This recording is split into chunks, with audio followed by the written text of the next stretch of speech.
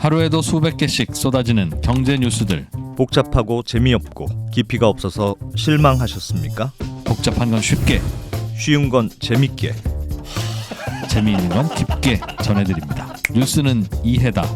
언더스탠딩. 유튜브에서 언더스탠딩을 검색하세요. 좋아요가 누른 당신 부끄럽군요. 구독 누르세요. 네, 권순우 기자님 어서 오세요. 네, 안녕하세요. 3프로TV의 권순우 기자입니다. 네. 안녕하세요. 비즈님이 권순우 기자님 팬입니다. 이렇게 올리셨네요. 감사합니다. 팬들도 많으시고. 네. 오늘은 위즈덤 칼리지. 저도 여기 일원이니까요. 저기 저 이제 권순우 기자도 나올 때 됐어요. 그죠? 한 내후년쯤 되면 위즈덤으로 위즈덤에- 지식을 전해주려고. 회사에선 쫓겨나는 겁니까? 네. 네. 그러려고요. 오늘은- 오늘은 쌍용차 이야기인데요. 예. 쌍용차 어디까지 된 거야? 좀 어렵다는 얘기 정도는 들었는데 그 다음부터는 제가 저 소식을 못 전했어 하는 분들을 위해서 예. 간단히 한 30초 정도. 현재 쌍용차는 어떤 상황인가? 30초로 얘기 안 해요. 항상 그거 아시면서 30초로 얘기하라 그래. 안 되나요? 1시간으로 얘기해라. 아니 그러니까 현재 상황 현재까지. 현재 상황? 좋아요. 네. 뭐 현재 상황은 KG 컨소시엄이 쌍용차 인수 예정자로 허가가 됐습니다. 네. 끝. 30초 안 되잖아요. 상처는 안 되는 것 같아요. 찾다가 그죠? 네, 이 네. 에디슨 EV 에디슨 네. EV. 그런 회사가 인수해 보겠다. 네. 인수 자금이 부족하니까 그 회사가 쌍용차를 인수하기 전에 상장 회사 하나를 인수해서 네. 상장 회사는 CV 발행해도 되고 BW 발행해도 해도 되고 돈이 모이잖아요. 뭐 재료만 있으면. 그렇게 해서 이제 돈 끌어서 하려고 하다가 일단은 실패했죠. 예. 계약금은 넣고 잔금을 못 넣어서 소송이 진행 중이고 그 이후에 그럼 누가 인수할 거냐라고 할 때 또 이제 손든 분들이 좀 계셔서 일단은 산업은행이 고민 끝에 지금 KG. 동부제철인가요? 지금은 KG KG 스틸로 바뀌었죠. 예전 어려웠던 동부제철을 인수해서 KG 스틸로 바꿔서 나름 이것저것 잘 죽어가는 기업 잘 살린다는 소문이 있는 예. 그 그룹한테는 일단 우선권은 넘어간 상태. 네. 현재까지 스코어가 그렇죠? 예. 근데 사실 뭐 그 얘기를 하려고 그러는 건 아니고요. 예. 제가 오늘 컴퍼니백 브리핑은 굉장히 또 심도 있게 들어가야 네. 되니까 네. 그러니까 우리나라 자동차 산업에 대한 얘기를 좀 해보려고 해요. 예. 그러니까 주식 투자하시는 분들은 미래 자동차에 대한 이야기들을 많이 하시는데 사실 자동차는 국가 경제적으로 굉장히 큰 영향을 미치고 일자리가 많이 차지하게 돼요. 제가 뭐 우스갯소리로 얘기하긴 하는데 그 자동차 회사가 하나 있으면 그 주변에는 다 협력업체들로 돼 있거든요. 예. 그래서 제가 야 이거 봉건시대 영주 비슷한 느낌이다. 왜냐하면 이거 하나로 인해서 거의 전체 지역 경제에 영향을 주기 때문에 이 의사결정 하나하나가 그 정말 거기 식당 하시는 분들한테까지 영향을 미쳐요. 예. 그러니까 이분들이 뭐 월급을 받아서 그거 가지고 밥을 사 먹고 옷을 사 입고 하는 거기 때문에 예. 그래서 어쩌면 오늘 얘기는 좀 그 슬픈 얘기가 될 수도 있고 네. 그리고 우리나라 자동차 산업이 어떻게 되고 있는지에 대한 얘기를 좀 해보려고 합니다. 네. 일단 KG그룹의 컨소시엄이 쌍용차 인수 예정자로 허가가 됐는데 이 과정에서 그러면 KG가 인수를 했을 때 쌍용차가 살아날 수 있을까라고 얘기를 하려면 도대체 쌍용차가 왜 힘들어졌는가에 예. 대한 얘기를 좀 해봐야 돼요. 그리고 이 부분에 대해서 제가 좀 말씀을 드리고 싶은 부분은 쌍용차가 왜 힘들어졌는가에 대한 이유를 외국인의 먹튀라든지 아니면 기술 유출 뭐 이런 건으로 얘기들을 많이 해요. 그게 직관적으로 누군가가 잘못했기 때문에 쌍용차가 어려워진 거다라는 것에 대한 어떤 실패한 프로젝트에 대한 희생양을 삼는 경향이 있는데 예. 뭐 그래서 마음이 풀린다면이야 모르겠지만 실제 거기에 지속 가능성을 확보하는 것은 뭐 그닥 도움이 되지는 않거든요. 예. 그러면은 우리나라 자동차 산업이 뭐 아시는 분들은 아실 수도 있겠지만 일반적으로 생각하는 거랑 완전히 다르게 변해 있어요. 그럼 그 상황에서 우리가 어떻게 가야 되는지에 대한 얘기를 해보려고 합니다. 네. 쌍용차가 이번에 그 차세대 전략 차종인 토레스를 공개를 했어요. 그러니까 제이백이라고도 부르는데 예. 뭐 PD님께서 하나 좀 보여주신다고 해서 좀 같이 사진 보시면 한번 보여주시죠. 이번에 차 꽤 예쁘게 나왔습니다. 그래서 좀 기대가 좀 되는데 이게 그 자료 준비 쌍용차 안 됐다고요? 자료 준비 안 됐다고요? 안 되셨다고요? 네, 네. 안 됐으면 뭐 넘어가겠습니다. 예. 그러니까 이 토레스라는 이름을 이게 뭐 이렇게 뭐 우리끼리 뭐 기자들끼리 하는 얘기인데 네. 토레스라는 이름이 뭐 오늘 단독 보도로 나오긴 했지만 뭐 기자들끼리는 토레스라는 이름을 알고 있었어요. 아, 그랬어요. 그러니까 왜 그랬냐면은 기자들이 저걸 해요. 특허청을 맨날 들어가서 봐요. 아 그래서 이름 혹시 새로 등록한 거 있나? 네. 아. 그래가지고 거기서 등록했으면 이게 이름인가 보다라고 해서 보도를 할 때도 있고 안 할 때도 있는데 네. 보통 그런 식으로 보도를 하게 되면은 이제 회사에선 부인합니다. 우리는 이거 이름을 아니다. 정하기 전에 일단 사전적으로 하는 거다라고 얘기를 하는데 예. 저는 어쨌든 이 제이백이 잘 됐으면 좋겠어요. 이게 거의 쌍용차가 생존 가능하게 만드는 거의 마지막 동아줄이 될 수도 있거든요. 그래서 좀 잘 됐으면 좋겠다는 생각이 좀 이게 잘 들고요. 팔리면 사진을 제가 인터넷에 지금 나왔네요. 예, 이 이 프로 차인데- 얼굴도 나오고 예. 멋지네요, 되게. 굉장히 그 쌍용차가 그 우리나라 SUV 명가로 굉장히 그 좀 터프한 이미지의 차로 굉장히 유명해요. 뭐, 예. 뭐 젊은 분들은 좀 기억이 안 나실 수도 있겠지만 뭐 무쏘라든지 뭐 코란도 초기 모델이라든지 렉스턴 같은 경우는 그 벤츠 엔진을 쓴다 그래서 국내 대표적인 프리미엄 SUV였었어요. 예. 근데 회사가 좀 어려워지게 된 건데 어쨌든 직접 고용이 한 5천 명 정도 되고 직간접으로 한 10만 명 정도의 일자리에 영향을 미치고 있어요. 그러면은 그냥 우리는 쌍용차의 공장을 생각하겠지만 쌍용차를 판매하는 대리점에서 일하시는 분들도 굉장히 많고 예. 여기에 뭐 유지 보수 하시는 분들 이런 분들 되게 많습니다. 근데 여기서 저는 쌍용차가 망한 이유를 결론부터 말씀을 드리면 차가 안 좋아서 그래요. 차가 안 좋다. 예. 예. 그리고 앞으로 잘 될 방법은 차를 잘 팔아야 됩니다. 자동차 회사니까요. 자동차 회사니까요. 네, 네. 그러니까 이게 저는 어떤 생각을 했었냐면은 정말 우리나라의 자동차 제조업에서 쌍용차가 살아남을 때 국내 투자자가 인수하는 것이 바람직할까에 대한 근본적인 회의감이 좀 있어요. 예. 누가 됐던. 그랬을 때 아까 제가 먹튀에 대한 여론에 대해서 되게 불편하게 느끼는 이유 중에 하나가 예. 과연 국내에서 자동차 산업을 진정성 있게 하려는 기업이 어디일까? 대부분 지난번에 백브리핑에서 정말 상세하게 설명을 해주셨는데 이 쌍용차 부지를 두고 평택 공장 예, 너무 평택- 땅 좋다. 땅 정말 좋죠. 주변에 이제 아파트 단지 쫙 예, 깔려 있고 예. 얘만 딱 드러내고서 인허가만 받으면 거의 조 단위의 프로젝트가 될 거라는 거를 알만한 사람들은 다 알아요. 예. 그래서 1차 협상하고 2차 협상의 차이가 1차 협상 때 에디슨 EV가 될 때, 에디슨 모터스가 될 때하고 2차에는 꽤 경쟁 입찰이 좀 됐잖아요. 예. 2차의 차이가 그 중간에 평택시하고 쌍용차가 맺었던 MOU가 있었어요. 공장 이전에 대한 뭐 것을 협력하기로 한다 이런 내용이었거든요. 예. 그러다 보니까 누가 봐도 저거 옮긴 다음 개발하면 돈 되는 거 아니냐 이런 생각을 하게 되는데 예. 그러면 저기서 뭐 적당히 차 만들면은 되지 않겠어? 근데 적당히 해서 할 수 있는 구조가 아니에요. 그리고 저는 차라리 뭐 중국의 BYD라든지 예. 베트남의 빈페스트 같은 회사가 쌍용차를 인수해 주기를 개인적으로는 좀 희망했습니다. 왜요? 왜요? 일단 그 회사들 입장에서는 우리나라는 자동차 제조라는 기술이 뭐 현대차라는 막강한 글로벌 회사가 있는 입장에서 예. 경쟁하기가 되게 어려워요. 국내에서는 예, 그러니까 국내에서 제조업을 한다는 것 자체가. 예. 그러면은 뭐 베트남 회사라든지 중국 회사 같은 경우에는 아무래도 제조 기술적인 측면에서 국내 그 쌍용차의 기술이 좀 필요할 수 있어요. 그리고 본국에서 직접 수출을 하는 것보다는 한국이 되게 좋아요. FTA가 굉장히 많이 맺어져 있고 그리고 브랜드 자체를 메이드 인 코리아로 갔을 때의 브랜드의 차이가 굉장히 커요. 예. 그러면 우리나라 입장에서는 여러 가지 국내 자동차 회사 중에 좀 이렇게 떨어지는 느낌을 준다 그런다면 오히려 빈페스트 같이 이제 이렇게 좀 앞으로 치고 나가야 되는 입장에서는 한국에서 만들었다는 거에 굉장히 높은 가치를 줄 수 있어요. 예. 그러니까 빈페스트나 BYD가 중국이나 베트남이 아니라 한국에서 만든다는 거는 니즈가 있다는 거거든요. 그리고 자동차를 열심히 해서 키워보고 싶은 그 욕망이 있고 예. 그랬을 때 그 조합이 잘 맞는다고 생각을 했어요. 예. 그러니까 오히려 국내 회사들 자동차 산업에 대해서 특별한 니즈가 없는 회사들이 그러니까 이걸 땅 보고 들어온 건지 차 보고 들어온 건지 알 수 없는 그런 회사들보다는 정말 누가 봐도 저 사람들은 차 산업을 하기 위해서 자동차를 원래 하고 있고 예. 혹은 정말 하고 싶어 하는 회사다. 예 아, 그리고 이게 시너지가 난다는 거죠.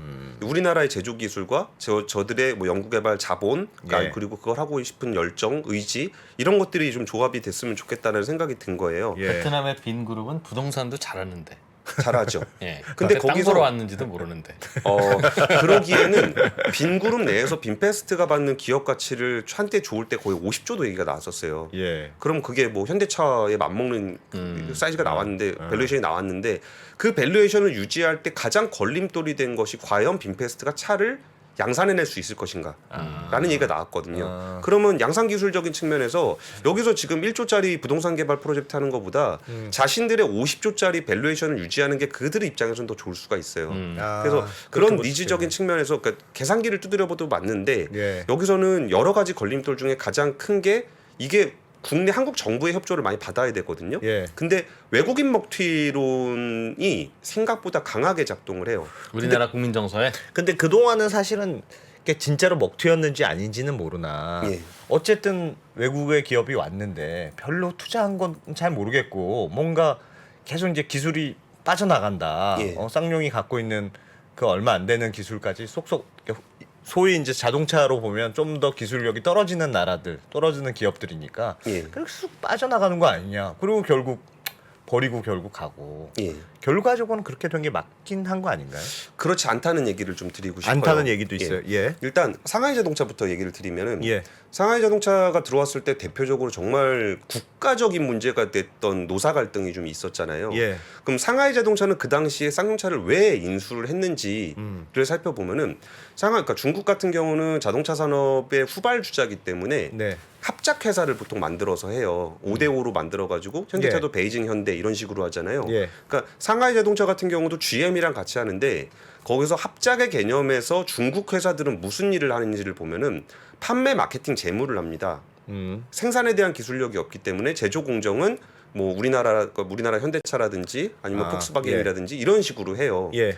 그러면 상하이 자동차는 그동안 중국에서 자동차 산업을 했지만 제조를 해본 경험이 없는 회사였어요. 예. 그러니까 이쪽의 제조 공장이 어쩌면 상하이 자동차 입장에서는 핵심 경쟁력이 되는 거예요. 예. 그러니까 자기가 자동차 회사로서의 풀 그 서플라이 체인을 가지려면. 예. 그래서 그때 들어오려고 했었던 거고 여기에서 또 하나 좀 그 상하이 자동차가 매력적으로 느꼈던 부분은 그 당시에는 우리나라에서는 산다는 데는 이미 없었던 상황이었고 예. 오히려 자동차를 구조조정해야 된다는 얘기가 있었고 국내 자동차 기업이 쌍용차, 르노, 삼성, GM, 대우, 현대차, 기아차 5개나 있는데 네. 이 정도 내수 시장에 자동차 제조 공장이 5개나 있는 나라는 거의 없어요.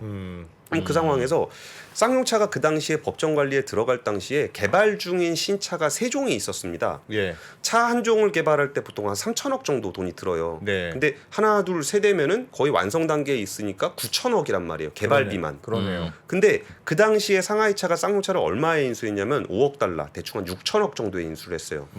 그러니까 개발비만 따져도 이건 남는 장사다라고 본 거예요. 예. 그래가지고 안 그래도 제조 기술이 필요했었고 예. 자신의 독자적인 제조 공장이 필요했었고 예. 자신들의 개발 능력이 굉장히 떨어지는 상황에서 개발된 차가 3종이나 있다.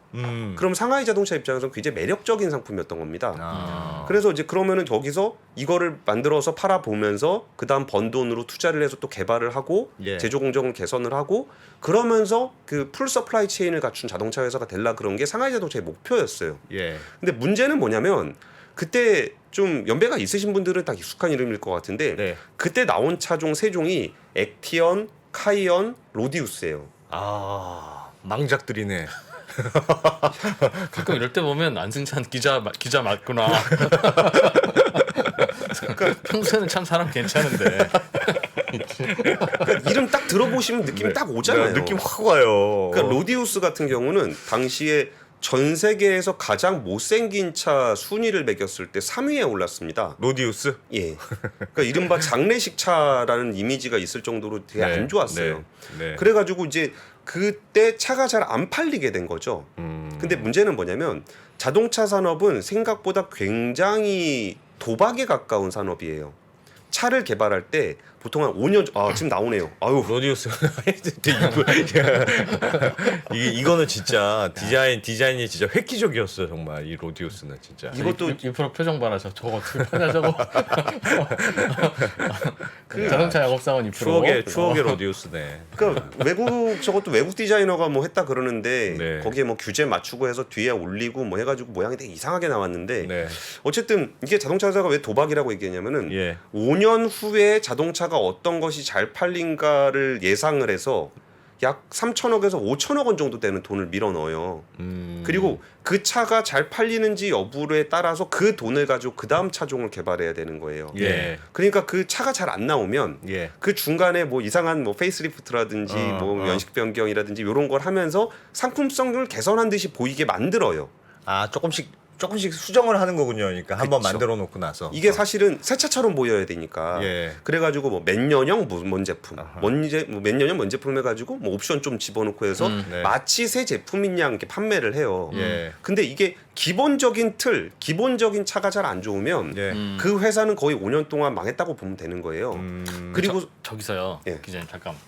이게 뭐 다른 성능이나 이런 거는 이제 기술의 차이도 있고 그렇지만 예. 디자인은 딱 보면 될지 딱 보면 압니까? 아니면 안 될지 네. 야리까리한데 한번 해볼까 할지가 대충 일반적인 사람들 눈에 들어오잖아요. 예, 예. 화성인한테 팔 게 아니라 우리한테 팔 거니까. 예. 몰랐을까요?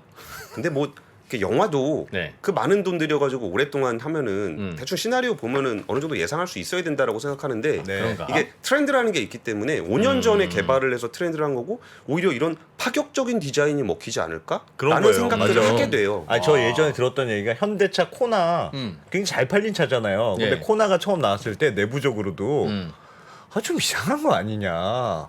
뭐막 술렁술렁 했다는 거예요. 예, 예. 그래서 초반에는 코나가 잘 안 팔렸대. 완전 초반에는. 예.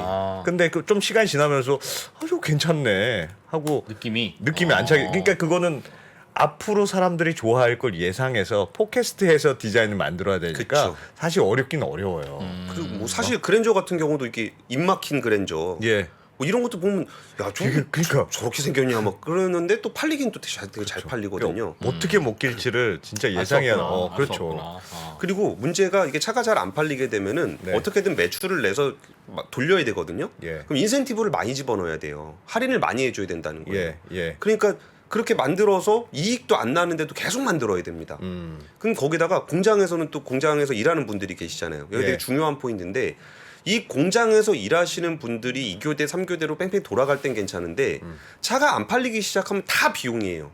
그렇죠. 여기서 뭐 잔업도 하고 뭣도 하고 하는데 이걸 5년 동안 그분들한테 인건비를 계속 주면서 버텨야 되는 거예요. 예.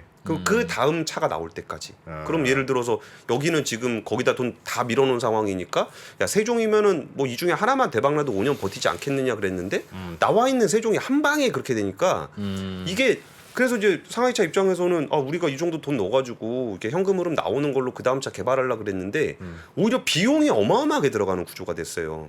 그래서 거기에 노조와 협의를 하면서 야 우리 뭐 2교대 하던 거 좀 뭐 잔업 없애자, 예. 특근 없애자, 2교대 하는 거 1교대로 바꾸자라고 얘기하는 그 과정에서 그 어마어마한 노사 갈등이 발전을 하게 돼요. 아. 중국 야 너네 중국에 돈 많다며 돈 갖고 와서 하면 되지 왜 우리 인건비를 안 줄라 그래? 생산 속도를 늦춰서라도 이걸 해야 돼. 뭐 이걸 지켜줘라는 것 때문에 야 중국 애들 들어와가지고 투자한다 그러니 투자도 안 하고. 그러니까 투자라는 개념을 그냥 없는 돈 갖다 밀어넣는 걸 투자라고 생각하시겠지만 예. 이걸 인수하는 것 자체도 그 기업 입장에서는 투자예요. 예. 그럼 이 정도를 투자해서 현금 흐름을 바탕으로 예를 들어서 차 개발하는데 1조를 쓰기로 했다. 그럼 그걸 내가 1조를 다 밀어넣겠다는 개념이 아니라 예. 인수할 때 5천억이 들어갔으면 그 다음에 들어오는 돈을 가지고 또 신규 개발비로 쓰잖아요. 예. 이런 것들을 배당으로 빼가지 않고 신규 투자를 하는 것도 투자입니다. 그런 컨셉으로 접근했더니 뭐 상하이차한테 가서 중국 가서 돈 갖고 와라. 아. 우리 못 줄인다. 이거 니네가 감당을 해야지. 너 투자 얼마 한다 그랬는데 왜 안 하냐. 예. 그러니까 상하이차 입장에서는 제조업을 해본 적이 없는 회사잖아요. 네. 그러니까 내가 지금 잘하고 있는 건지 여기 들어와가지고 제조업 한번 해보려고 그랬더니 이게 이게 장난 아니네. 그러면서 뜨거워해가지고 바로 법정 관리 듣고 나가버린 거예요. 예. 그 과정에서 그럼 여기서 이거를 우리가 뭔가 좀 문제가 좀 생겼는데 이게 왜 문제가 된 것이냐에 대한 원인을 찾아야 되잖아요. 네. 여기서 뭔가 힘들어하시는 분들이 계시고 국민적인 분노가 있을 때 이 예. 분노를 어떻게 해소할 것인가에 대했을 때 가장 좋은 게 외국인이에요. 예. 특히 중국 같은 경우는 이미지가 안 좋기 때문에 네. 뭐 믿을 수 없는 중국 사람들이 들어와가지고 회사 다 말아먹고 다 망가뜨렸다라고 하기에는 거기는 들어와서 차를 개발한 적이 없습니다. 그럼 기존에 개발해 있던 차가 나오고 이게 그 자동차 산업이 굉장히 리스키한 산업이라고는 그 구조를 우리가 잘 인식하지 못했던 거예요. 왜냐하면 지속 가능한 자동차 회사들만 계속 봐왔기 때문에 네. 신차 개발하고 내놓고 개발하고 내놓고 만들고 개발하고 내놓고 만들고 이거를 계속적으로 반복해서 이어오고 있는 과정을 우린 너무 자연스럽게 생각한 거예요. 예. 차 한 종이 안 좋을 때 회사가 무너질 수 있다라는 생각을 잘 못한 거예요. 근데 이게 현대차 같이 포트폴리오가 많은 회사들에는 좀 그 타격이 좀 덜한데 예. 이게 포트폴리오가 적은 회사 같은 경우는 한두 종 망하면 거의 회사 망해요. 아하. 그래서 글로벌 자동차 회사들 같은 경우에도 합종 연행이 굉장히 많아요. 크라이슬러 같은 경우 옛날 뭐 다임러 크라이슬러 했다가 예. 피아트 크라이슬러 예. 했다가 막 이렇게 계속 바뀌잖아요. 예. 그런 게 안 되면 다른 데가 사가고 안 되면 다른 데가 사가고 하다 보니까 이렇게 합종 연행이 발생을 하게 되는 거예요. 아하. GM 같은 경우도 왜 제너럴 모터스겠어요? 예. 자기네 브랜드가 아니에요. GM은 예. 다 개별 브랜드가 있어요. 기업에 여러 개 갖고 있죠. 여러 개. 그렇죠. 예. 하나 망하면 사오기도 예. 했다가 떼어서 팔기도 했다가 그래서 회사 이름이 제네럴 모터스예요. 그래서 GM이고 나머지가 없어요. 그러니까 GM은 자기 GM이라는 브랜드가 없어요. 쉐보레 쉐보레. 뭐 그렇지. 이런 식으로 가는 거죠. 캐딜락 이런 식으로 가는데 그 당시에 미국에 있는 몇몇 브랜드들이 모여서 제네럴 모터스가 된 거거든요. 그러니까 자동차 산업은 원래 생각보다 잘 망합니다. 근데 우리가 그걸 느끼지 못했던 것뿐이에요. 우린 너무 현대차 이런 데 익숙해져 있는 거네요. 그렇죠. 대우차 망하니까 그냥 GM이 인수했으니까 인수했나 보다. 그러니까 삼성차 망했을 때 르노가 인수하니까 인수했나 보다. 이렇게 생각하는 거지. 안 망한 거죠 결과로 보면. 그렇죠. 차 한 대가 망했을 때 그 차 한 대가 망작일 경우에 회사가 얼마나 큰 타격을 받는지에 대해서 잘 모르는 거예요. 심지어 현대차 같이 맷집 좋은 회사라고 하더라도 예. 현대차 주가를 보면은 2012년에 쫙 올라갔다가 중간에 거의 한 2017년까지 내리막이에요. 예. 그게 왜 그랬냐? 그 당시에 이른바 수타페라고 불리는 산타페 한 종. 예. 네. 산타페에서 물 샌다 그래가지고 그 산타페 물 새는 산타페라고 이미지 안 좋았던 그 플랫폼을 새로 개발하는데 7년 걸려요. 그럼 그 기간 동안은 계속 돈 밀어넣으면서 버티는 거예요. 어허. 다음 신차 나올 때까지. 예. 그리고 그다음 뭐그 차체의 기본이 되는 플랫폼 같은 경우는 거의 한 7, 8년에 한 번씩 바꾸거든요. 예. 근데 그 당시에 플랫폼에 뭐 아반떼가 뭐 연비가 안 좋다는 둥 뭐 이런 얘기들 나오기 시작하면서 예. 그 다음 플랫폼 때 나올 때까지 버티다가 2017년, 18년에 새로 시작하는 사이클이 산타페 다시 시작한 거예요. 그게 지금 우리가 보고 있는 산타페. 예. 그리고 그 이후에 나온 차종이 뭐 소나타도 신형이 나왔고 그랜저, 코나, 팰리세이드 이런 좋은 신차들이 나오는 그 사이클로 돌아간 게 올라갔다가 내려왔다가 다시 올라가는 사이클이었는데 현대차는 와 드디어 우리가 그동안 오래 힘들었지만 이제 앞으로 이 신형 플랫폼에 달라진 디자이너의 새로운 우리는 이제 새로 시작하는 회사처럼 할 거야라고 하다가 여러분이 다 아시는 코로나를 맞았죠. 그러면 그 말씀을 들어보면 자동차 산업이라는 게 사실은 하나가 망작이면 데미지가 너무 커요. 예. 그러면 진짜 큰 회사가 항상 다 성공할 수는 없잖아요. 예, 다 예. 성공하려고 노력은 하겠으나 예. 그러면 큰 회사가 아니면 정말 하기가 어려운 산업이 그렇다고 자동차를 한 번에 5개씩 이렇게 낼 수는 없고 그렇죠. 결국 낼 수 있는 자동차라는 건 제한적인데 그중에 한두 개가 팍 망했어. 그러면 그 데미지를 버틸 수 있는 체력이 있는 회사여야 오래 가는 거고 그렇죠. 그 체력이 없는 회사는 하나 무너지면 그냥 와르르 무너지고 하는 거겠네요. 예. 그러다 보니까 미래차에 대한 게 아니라 우리가 레가시 차를 얘기하는 건데 예. 그러니까 이거를 어떻게든 글로벌 판매로 망을 넓히려고 노력을 많이 해요. 그러면 여기서는 망하더라도 딴 데서 좀 살아남을 수 있잖아요. 예. 그리고 하나를 개발했을 때 개발비를 분산을 시켜서 하게 되면은 데미지가 좀 덜하단 말이에요. 예. 예. 그래가지고 현대차가 이렇게 쭉 올라갔던 그 시점도 뭐 중국이라든지 베트남, 브라질이라든지 러시아라든지 이런 데로 공격적으로 확장을 했던 그 이유가 그 리스크를 줄이기 위해서 하는 거거든요. 근데 사실 그 작은 회사들 입장에서는 그 리스크를 감당하기가 쉽지 않고, 근데 그 브랜드를 새로 만들기도 어려워요. 이 과정들을 뭐 새로 개발하고 생산하고 이런 것들이 어렵기 때문에 네. 기존에 있던 회사가 망하더라도 그냥 없어지는 게 아니라 딴 데가 인수를 한다거나 예. 아니면은 기존에 있던 회사가 그 포트폴리오를 추가함으로써 여기에 대한 위험을 분산하는 차원으로 접근을 많이 하게 돼요. 예. 그래서 지난번에 그 기술 유출권 관련해서도 저도 취재를 좀 해봤는데 그때 수사를 담당하신 분을 뒤늦게 나중에 그때는 말을 못했지만 예. 뒤늦게 만나서 얘기를 들어보니까 그 기술 유출에 대한 건이 좀 이렇게 명확한 증거를 찾기가 어려웠다는 거예요. 근데 이게 그 수사하던 분들도 뒤로 다 넘겨버린 거예요. 어떤 기술 유출권? 그러니까 쌍용차의 기술이 예. 상하이로 넘어갔다. 아, 예. 그래가지고 뭐 그 기술 어떤 기술이 뭐 유출이 되고 뭐 이런 것들에 예. 대한 얘기가 엄청나게 파다했는데 예. 실제로 그래서 이제 수사를 하기도 하고 했는데 심지어 검찰에서도 그 기술 유출권을 무혐의로 종결시키기가 너무 부담스러웠던 거예요. 아. 증거는 못 찾겠고. 증거는 못 찾겠는데 기술 유출 없었다고 여론은 하자니- 안 좋고. 그렇죠. 그러니까 그 정도로 이 상황들이 진짜 본질적인 자동차 산업의 본질은 좋은 차를 만들어서 좋게 팔아야 된다라는 그 본질이 깨진 건데 예. 그것에 대한 핑계이자 희생양 그리고 그 분노를 누군가에게는 표출해야 되고 예. 그럼 노조와 국민 여론과 정치권과 이 분야에 타겟을 하게 된 거예요. 네. 그리고 이거는 진짜 검사들도 증거를 맡기면서도 이거를 뒤로 넘길 정도로 와 이거는 내가 종결시키자니 내가 너무 부담스럽다 예. 해서 뒤로 넘길 정도로 그렇게 굉장히 큰 압박들이 있었던 사건이에요. 예. 그러니까 그거에 대한 트라우마를 쌍용차는 지금까지도 겪고 있어요. 뭐 예를 들면 그런 거 있습니다. 쌍용차라고 얘기하면 강성노조 얘기를 많이 해요. 많이 하죠. 근데 쌍용차가 12년 연속 무파업한 회사예요. 예. 그러니까 강성노조라는 것 자체가 존재하지 않아요. 쌍용차는. 쌍용차는 그 당시에 민주노총과 함께 하다가 그리고 이제 크게 싸움을 붙고 예. 회사가 이제 넘어간 다음에 야 우리가 지금 생존에 대한 위협을 느껴봤잖아요. 네. 그러니까 경영진도 그렇고 그 직원들도 그렇고 심지어 대리점 직원들도 어떻게 보면 다른 회사랑 좀 비교하기는 좀 그렇지만 그 직원들에게 교육을 해주시는 컨설턴트들이 있어요. 예. 그 컨설턴트들하고 얘기를 해보면은 영업 대리점의 그 직원들의 태도가 다르다는 거예요. 어떻게 달라요? 굉장히 적극적으로 세일즈를 한다는 거죠. 쌍용차 예, 영업 사원들은 예. 그러니까 왜냐하면 그 차를 못 팔았을 때 우리 회사가 어떻게 되는지에 대한 경험이 있기 때문에 이거 하나를 파는 게 우리 가족과 거기에 생산직과 전체 지역 경제에 미치는 영향을 너무나 뼈저리게 느꼈기 때문에 굉장히 적극적으로 한다는 거예요. 절박하군요. 절박해. 예. 그리고 심지어 쌍용차에는 어떤 제도가 있었냐면은 예. 그 3331 원칙이라는 게 있었어요. 3331이 뭐냐면 3331? 이게 그때 너무나 안 좋았기 때문에 회사 사람들이 많이 회사를 떠났잖아요. 예. 그래서 우리가 좀 좋아지면 그때 힘들었던 사람들과 함께 하고자 하는 그 원칙이 3331 원칙인데 예. 이 3331이 뭐냐면은 그 전체 채용을 할 때 10이라고 한다면 예. 3명은 이전에 그 희망퇴직으로 나가신 분, 아. 3명은 해고되신 분, 예.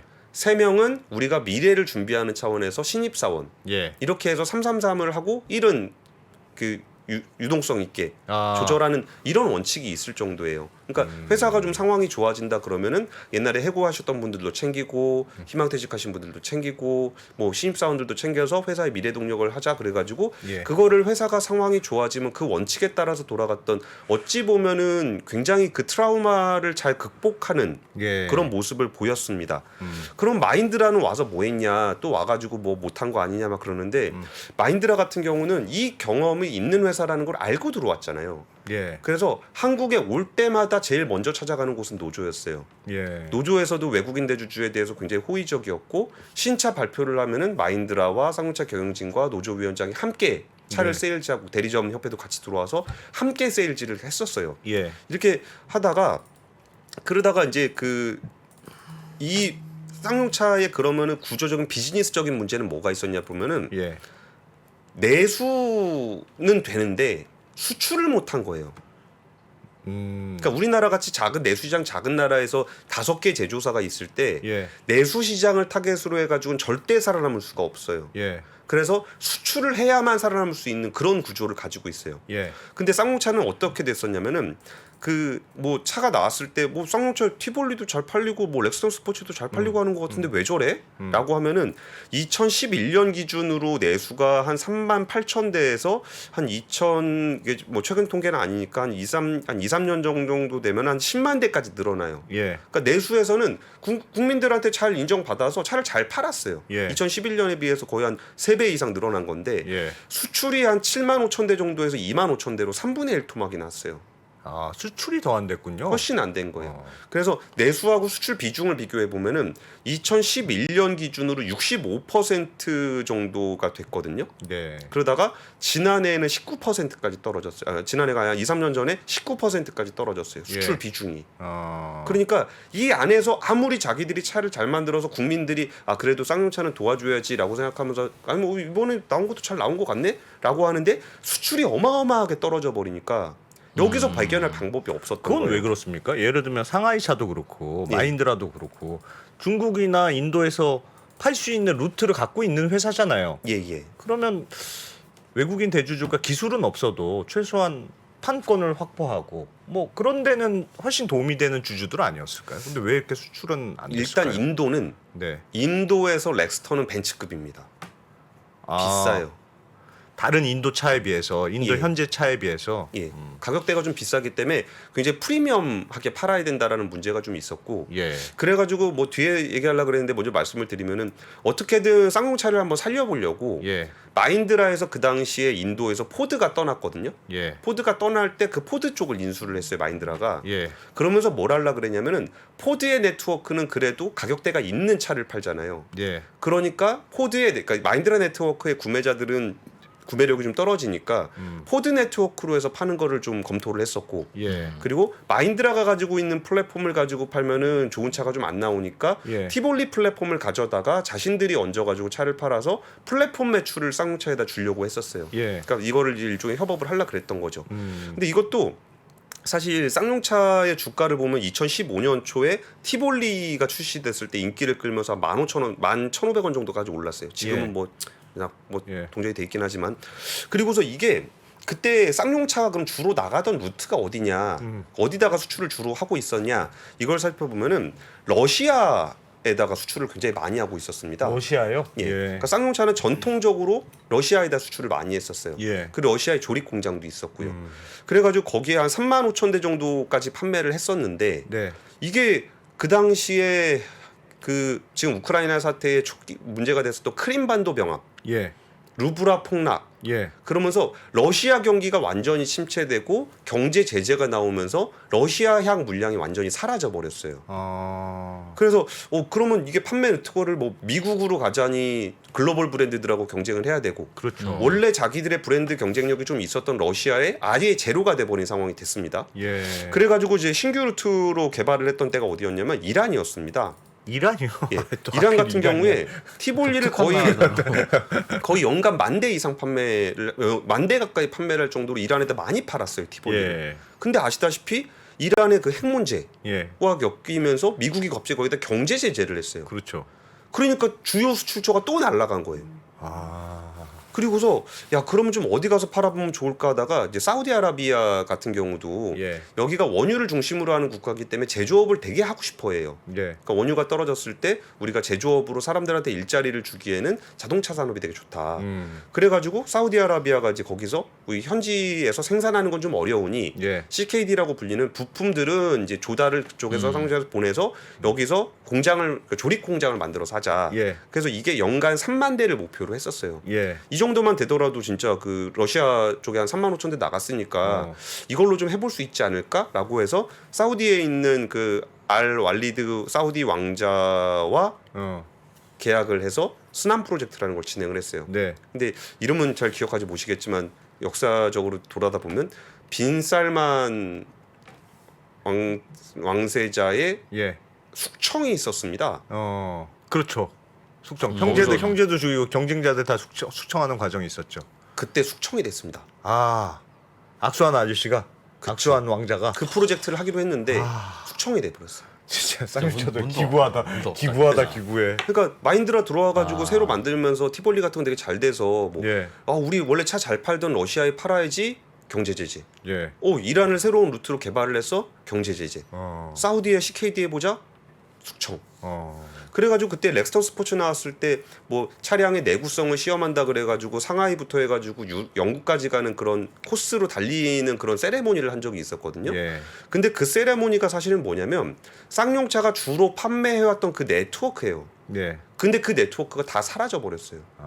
그래서 그거를 부활시켜 보려고 굉장히 많은 노력을 했는데 정치적으로 안정된 국가에서는 차량의 경쟁력이 밀리고 그래서 새로운 곳을 찾아보려고 해서 신흥국을 뚫었는데 여기서 정치적 위험들을 계속 겪으면서 쌍용차가 이 악순환 차가 안 팔리면 네트워크가 판매 네트워크가 무너져요. 예. 딜러들이 다 망하잖아요. 예. 그러니까 이걸 딜러 네트워크 그러니까 차가 안 팔리면 네트워크가 망하고 네트워크가 망하면 차를 못 팔고 이런 악순환. 차를 못 팔면은 생산직 직원들한테 월급을 많이 못 주고 그럼 노사 갈등을 유발하는 이런 악순환. 네. 그나마 수출을 좀 하려고 그랬던 것이 기회가 있을 때마다 그렇게 되면서 마인드라 입장에서도 좀 이렇게 돈 투자해서 해보려고 그랬는데 잘 안 된 거예요. 예. 그래서 그때 이후에 그 쌍용차는 적자를 면한 적이 거의 없어요. 없어요. 아무리 차를 만들어서 팔아서 국내에 좀 잘 팔리는 거 아니야라고 하더라도 예. 이 구조 자체가 수출을 하지 않으면 먹고 살 수 없는 구조기 때문에 예. 여기는 그 속죄가 계속적으로 어려웠습니다. 수출은 왜 러시아, 이란, 사우디 같은 독특한 나라에다만 주로 하려고 했어요? 그래서 이제 미국이라든지 유럽이라든지 이런 데를 뚫어보려고 노력을 많이 했는데 네. 거기는 뭐 예를 들어 유럽 시장 같은 경우는 신규 자동차 회사가 들어가서 그 인정을 받기가 되게 어려운 시장이에요. 전통적인 브랜드들이 많기 때문에 네. 유럽 사람들은 어디 뭐 이렇게 아시아에 있는 국가가 차를 판다 그러면 야 그게 무슨 차야? 약간 요런 그렇죠. 분위기. 우리 벤츠가 있는데. 그럼 러시아, 이란, 사우디는 유럽산 자동차나 미국산, 일본산 자동차가 안 나가는 시장이었어요? 약간 저가로 경쟁을 할 수 있는 거죠.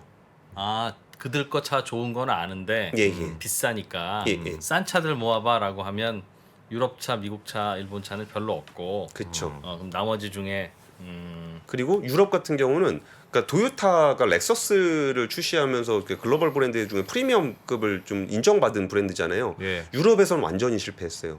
어디 감히 동양차가? 아시아, 동양에서 프리미엄 차를 만들어 안 쳐줘. 이게 유럽 시장의 독특한 특징이고 예. 또 미국 시장 같은 경우는 글로벌 자동차 회사들이 다 몰려오기 때문에 경쟁이 예. 엄청나게 치열해요. 그러니까 고가부터 저가까지 다 치열해요. 예. 그래서 거기에 네트워크를 공격적으로 하기에 부담이 되는 거죠. 예. 그래갖고 그게 계속 안 좋은 상황을 이어가다가 이제 뭔가 새로운 자생력을 얻기 위해서는 기존에 넣었던 돈, 기존에 개발했던 그런 개발비만 가지고 안 되는 상황이 됐고 예. 신규 자금을 투입해야 되는 상황이 왔어요. 예. 그게 이제 2020년 초인데 그래서 그 당시에 신규 차를 만들기 위해서 한 5천억 정도가 필요했습니다. 예. 그래가지고 이제 마인드라에서 어떤 계획을 세웠냐면은 원래 자동차 산업은 독자적으로 하는 것도 있겠지만 지역 경제에 영향을 많이 미치기 때문에 정부의 지원을 많이 받아요. 네. 이건 어느 나라나 그렇습니다. 그래서 일단 그 구조조정의 원칙, 고통의 그러니까 형평성 있는 그 고통 분담. 예. 그래서 대주주인 마인드라가 2,300억을 내고 그리고 쌍용차가 자체적으로 이 비용을 아껴서 직원들도 월급 깎고 임원들 예. 임금 깎고 한 1,000억 정도를 마련을 하고 예. 추가로 산업은행에서 한 1,700억 정도의 자금 지원을 받아서 5천억을 가지고 이제 새로운 모델을 만들어서 그 다음 사이클을 한번 준비해 보자. 예. 요 프로젝트를 추진을 했습니다. 2020년 1월 1일이에요. 그럼 2년 전이네요. 예. 그리고 2020년 4월에 코로나가 코로나가 왔습니다. 아. 그리고 그 당시에 2020년 4월 인도의 전체 자동차 판매량이 0대예요. 영대. 국가 전체 자동차 판매량이 0대. 완벽한 락다운. 어. 그러니까 마인드라 자체가 자기들의 생존을 걱정해야 되는 때가 네. 되버렸어요. 네. 그러면서 여기서 이제 포기를 하게 됐고 그때 초기만 하더라도 코로나 초기에는 뭐 BYD라든지 빈페스트라든지 아까 제가 말씀드렸던 다른 신흥국에서도 한번 여기에 좀 타진을 좀 해봐야 되겠다라는 인수 주체들이 있었거든요. 예. 근데 코로나로 해서 완전히 스톱이 됐어요. 그러니까 신규 자금을 투입해야 되는 시점에 또 이런 악재가 발생을 하게 됐고 슬픈 역사네. 그 쌍용차는. 그렇죠. 그리고 여기에 더해서 현대차의 압박도 무시할 수는 없었어요. 예. 왜냐하면 글로벌하게 지금 판매가 좀 쉽지 않을 거라고 전망이 되고 있는 상황에서 예. 내수 시장의 그 선수를 줄여야 되거든요. 예. 근데 이 자동차 산업 안에서의 현대차의 영향력은 굉장히 강하다 보니까 이거를 뭐 진짜 해서 아 저걸 망하게 해야 돼요 이렇게까지 하진 않지만 예. 이 자동차 산업을 키우기 위해서는 쌍용차를 구조조정해야 된다라는 여론들을 만들어 가는 거죠. 가는 거예요. 우리가 쌍용차를 없애야 된다. 그렇죠. 이제 끝났다. 이제 자동차 산업은 레가시 자동차는 어차피 줄어드는데 예. 우린 너무 많다. 어. 뭐 이래 가지고 이제 그런 식의 분위기가 형성이 되면서 정부 쪽에서도 쌍용차를 지원하는 것에 대해서 굉장히 보수적인 포지션을 취하게 돼요. 현대차가 인수하면 안 됩니까? 인수할 필요가 없죠. 왜냐하면 레가시 자동차의 제조 공장은 충분히 있고 내수 시장에서 경쟁하고 싶지 않고 그러면 오히려 현대차는 자기들 있는 캐파도 다 돌리기가 어려운 상황인데 예. 여기서 쌍용차를 추가로 인수하는 것보다는 차라리 그 돈을 미래차에다 투자를 하겠죠.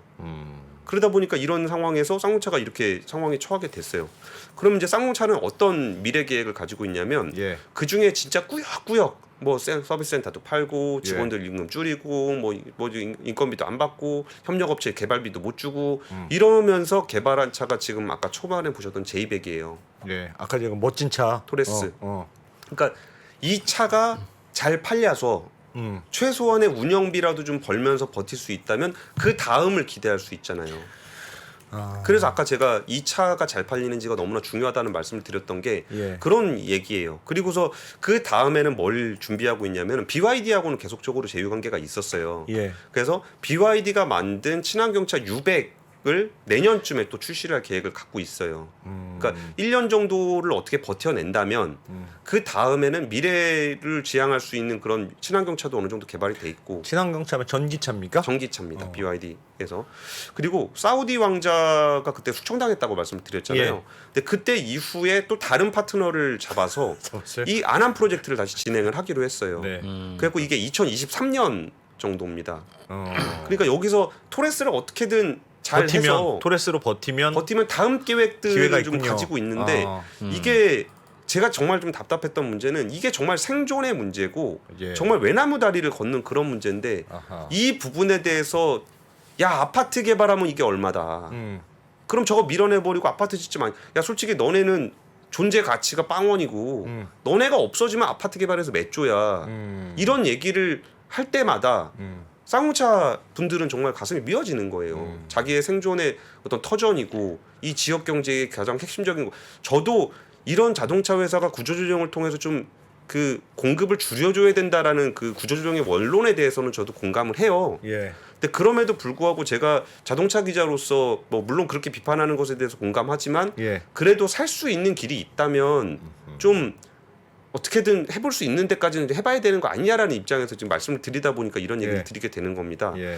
그래서 이게 이제 그 누군가에게는 생존의 문제인데 예. 이거를 뭐 야 저거 내가 산다 그러면 주가 올라가지고 테마주에서 얼마 팔고 뭐 조합 구성해가지고 작전하고 뭐 시비 찍어서 하면 된다 그러고 이쪽에서는 저거 땅 개발해가지고 아파트 팔면 얼마다 이런 얘기를 하는 게 좀 제 입장에서 굉장히 불편하게 들렸어요. 예. 안 그래도 진짜 진정성 있게 의지를 가지고 대주주와 경영진과 노사와 거기에 지역 경제까지 합심을 해서 해도 될까 말까 한 일인데 네. 여기서 다 각자 딴 생각을 하고 있다면 과연 쌍용차가 살아날 수 있을까라는 것에 대한 우려를 하고 있는 게 그래서 결론은 쌍용차가 생존하려면 차가 잘 팔려야 된다. KG가 만약에 지금 인수 가능성이 제일 높다고 지금 우선 협상 대상자도 됐고 예. 스토킹 호스 이런 예. 방식이어서 어쨌든 가능성이 꽤 높아졌어요 현재. 예. KG는 근데 전혀 자동차를 해본 적이 없는 회사잖아요. 예. 그럼 시너지가 있을까요? 혹은 시너지가 있는 게 아니고 쌍용차가 살아날 수 있는 무슨 보관이 있을까요? 뭐 사실 별로 없을 겁니다. 그러니까 이게 돈을 밀어 넣어서 예. 쌍용차가 자체적으로 생존할 수 있는 기간을 좀 늘려주는 게 되겠죠. 거기서 여기서 뭐 예를 들어 KG가 뭐 수출처가 되게 많아서 예. 지금 가장 필요한 수출처를 늘려줄 수 있는 것도 아니고 거기에 대해서 그때는 에디스 모터스는 뭐 전기차 관련해서 엄청난 노하우가 있으니까 살린다고 했던 저는 그것도 사실 신빙성이 좀 없다고 봤던 거고 그래서 어쨌든 뭐 누군가가 인수를 해서 자금을 밀어 넣어주면 예. 지금보다야 훨씬 낫겠지만 예. 이거를 진짜 극복하기 위해서 쌍용차가 지속 가능성을 확보하기 위해서는 결국은 차를 잘 만들고 파는 그 과정들을 우리가 지켜볼 수밖에 없다라는 말씀을 드리는 거고 이게 과연 쌍용차만의 문제일까라고 생각하다 보면 GM 대우는 지금 한국 GM이죠. 예. 우리가 어렸을 때 봤던 그 GM 대우가 아니에요. 그게 무슨 말이에요? 그러니까 우리가 자동차 회사라 그러면 예. 자동차를 만들어서 뭐 그러니까 자동차를 개발하고 생산해서 판매하는 거를 우리가 자동차 회사라고 하잖아요. 예. 근데 기본적으로 한국 GM은 자동차를 생산하는 회사예요. 제조 공장입니다, 그냥. 예전에 풀패키지로 있던 GM 대우가 아니에요.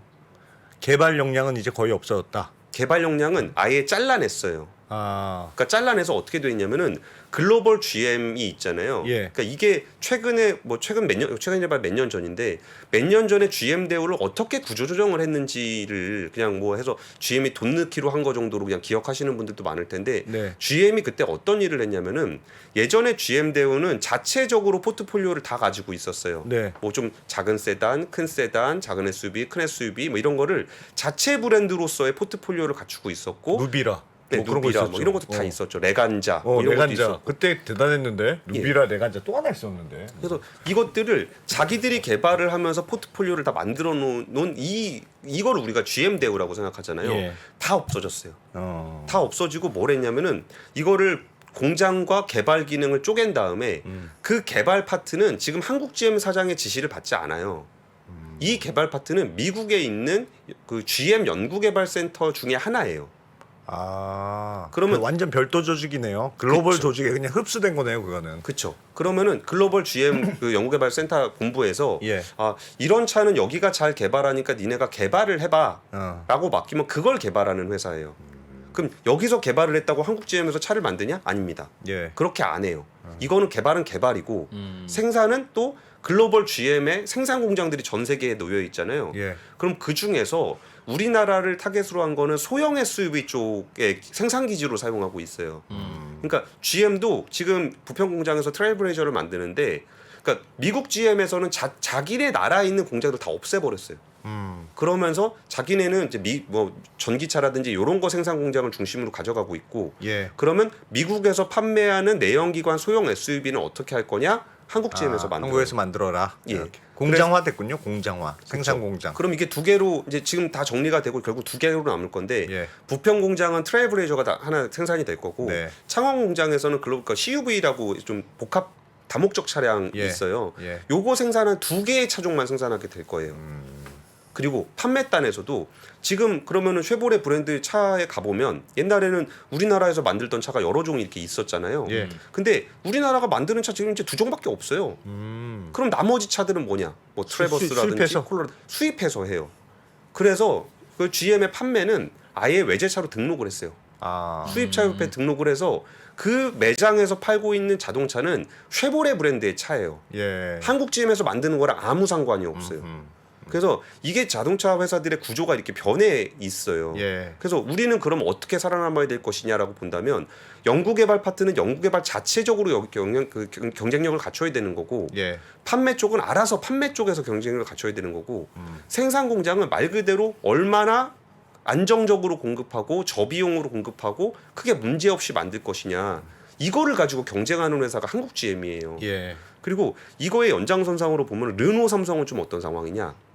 르노 삼성은 최근에 중국 지리그룹에 투자를 받았어요. 예. 그리고서 그 당시에 이제 르노 코리아의 뭐 중국 지리가 한 34% 정도 지분을 취득한다. 네. 그랬더니 그러면은 원래는 8대 2였거든요. 르노 8, 삼성 2. 예. 근데 그러면 34를 빼면 르노가 56이고 지리가 34고 삼성이 20이네. 그러면 지리하고 삼성하고 더하면 비슷해지네. 예. 르노 코리아 중국에다 파는 거 아니야? 야, 또 큰일 났다. 우리 먹튀 당한다. 이런 여론들이 만들어지곤 했거든요. 예. 근데 이거를 좀 볼 때 일단은 그런 식으로 하지 않고요. 구주 매각을 한 게 아니에요. 그 르노가 자기 주식을 판 게 아니라 신규 차를 개발하는 자금을 지리에서 밀어넣은 거예요. 예. 그럼 르노도 아까 제가 설명드렸던 것처럼 똑같은 상황이에요. 지금 만들 차가 없어요. 개발 능력도 스스로 개발할 수 없어요. 예. 그러면 본사에서 뭔가 물량을 받아와야 되는 건데 예. 본사에서 만약에 우리 공장 뭐 저기 딴 데 빈 데도 많고 예. 굳이 르노 삼성에다 물량 안 줄래요? 그러면은 르노 삼성은 그냥 망해요. 그럼 이거는 어떤 과정들이 있었냐면은 네. 그 2012년에 그 내수시장 3위였던 르노 삼성이 4위로 떨어지고 뭐 쌍용차도 부도 위협 받고 예. 그 당시에 라인업이 SM3, 뭐 5, 7, QM5 요런 차들이 있었거든요. 네. 이게 삼성자동차가 구축했던 포트폴리오잖아요.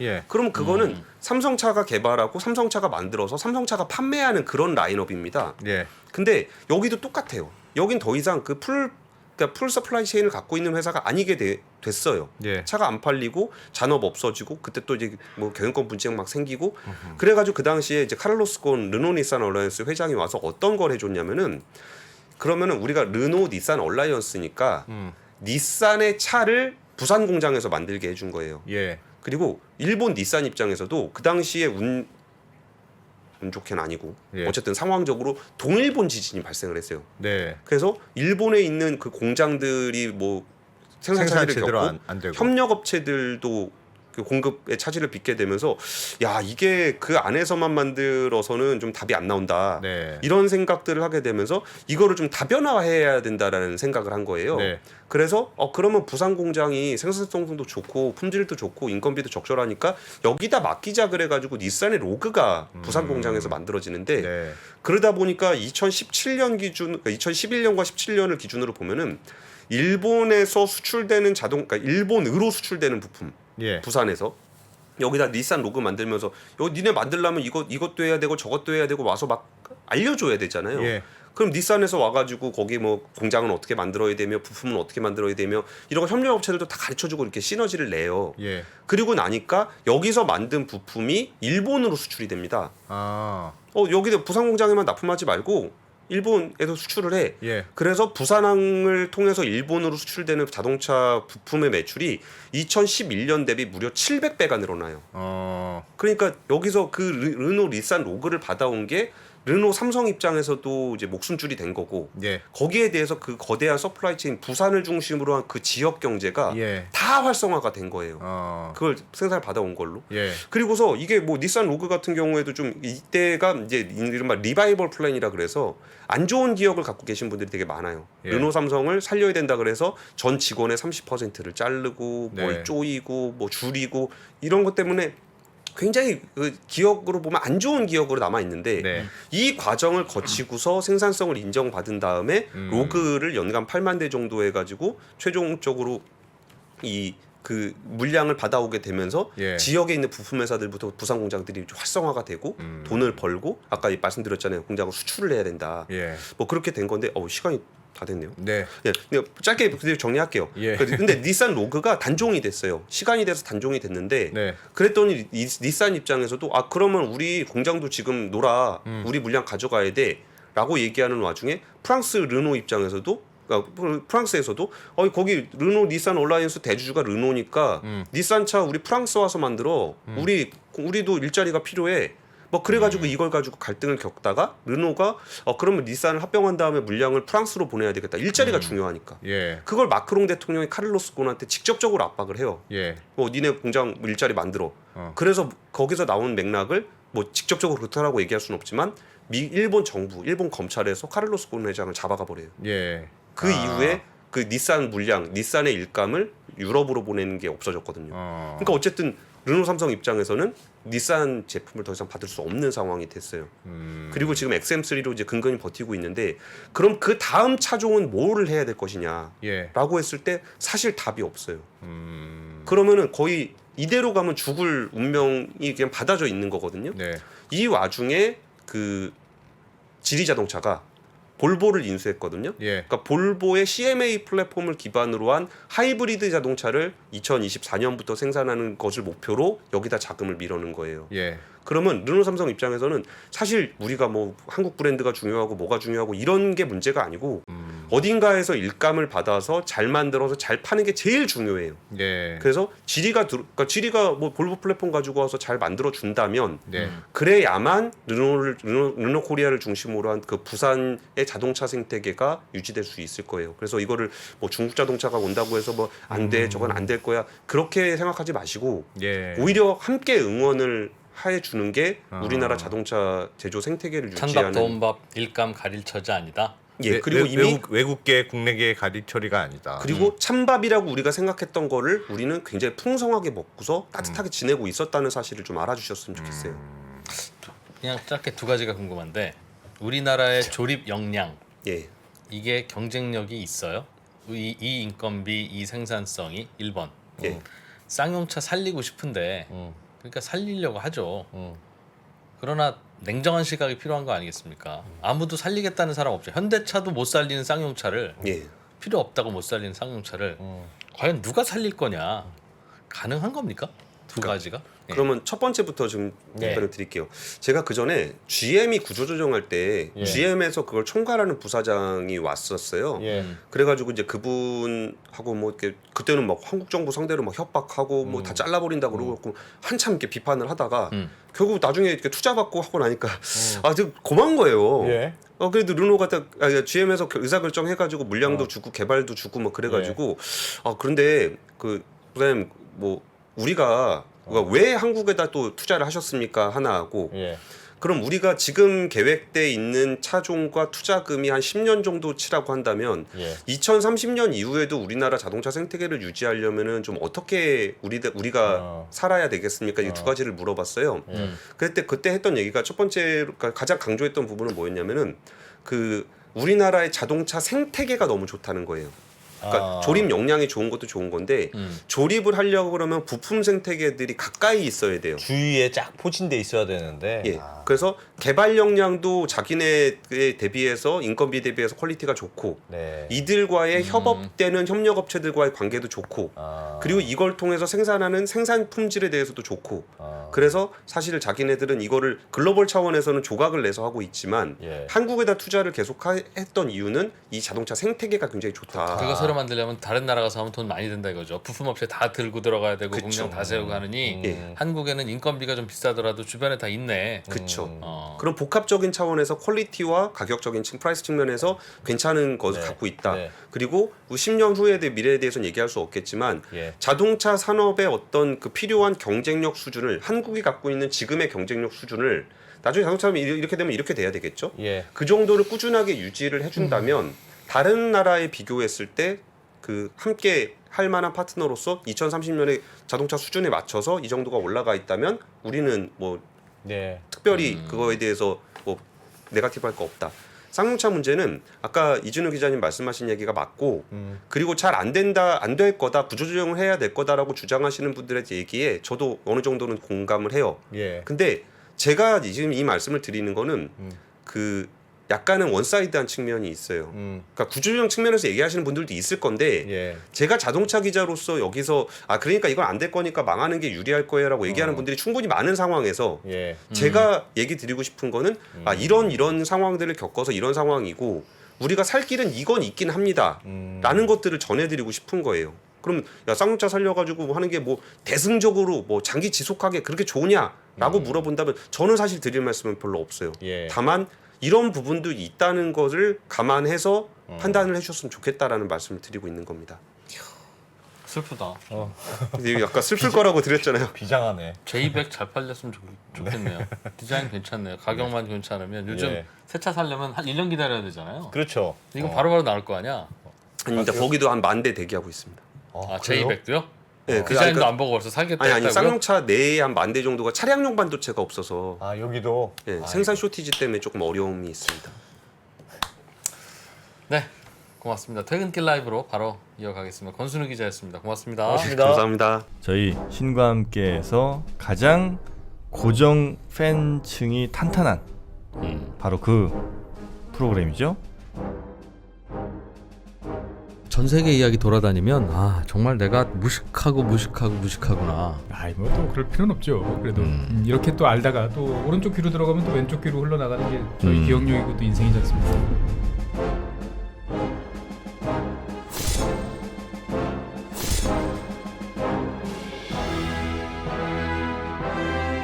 이 저자는 이제 핵심이 뭐냐라고 하면은 인적 자본, 즉 노동자, 사람이 똑똑해야. 사람이 똑똑해야 된다. 자기가 쭉 여러 나라를 연구해 보니까 중진국 덫에 걸리는 나라들하고 그렇지 않은 나라들하고는 그런 면에서 좀 차이가 있더라. 지나고 생각을 해보면 사회적 수준이 높아져야